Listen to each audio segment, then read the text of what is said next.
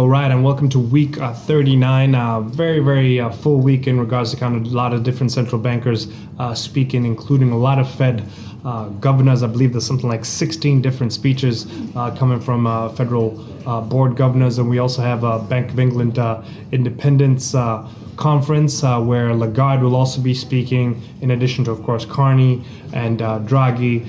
So there's a lot of potential event risks around all these different central bankers that will be speaking at one point or another. From a G10 perspective, we'll only be hearing from RBNZ, which will be Thursday out here in Asia Pacific, Wednesday for the Europeans and the Americans out there. Again, not much is really expected, and that is pretty much the same for a lot of the other emerging market central banks that we'll be hearing from as well later on kind of this week, including Mexico, Nigeria, and Bank of Thailand. The other thing we also have on the same kind of central banking front is also BOJ minutes, which will be out later on this week. From an economic perspective, we do have a bit of an inflation kind of theme. We have PCE out of the US, watch out for that, as well as flash estimates on CPI out of the Eurozone, which could also be kind of key, especially given the CPI upbeats over the previous 2 weeks, both from the likes of the UK, the US, as well as China, and also PPI on that front. There are two final GDP prints for the second quarter that are very key out of the US, where 3.1 is expected. If you recall,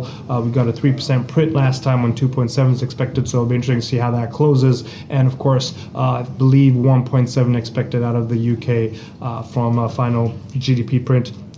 And out here in Asia Pacific on Friday, we should also have the KAIX and PMI due from China. The official numbers are not due out until Saturday, but we've sometimes seen instances of that being kind of brought forward. So quite a bit on the calendar. It's going to be an interesting week as we kind of bring a close to the third quarter. Wishing everyone a fantastic week up ahead.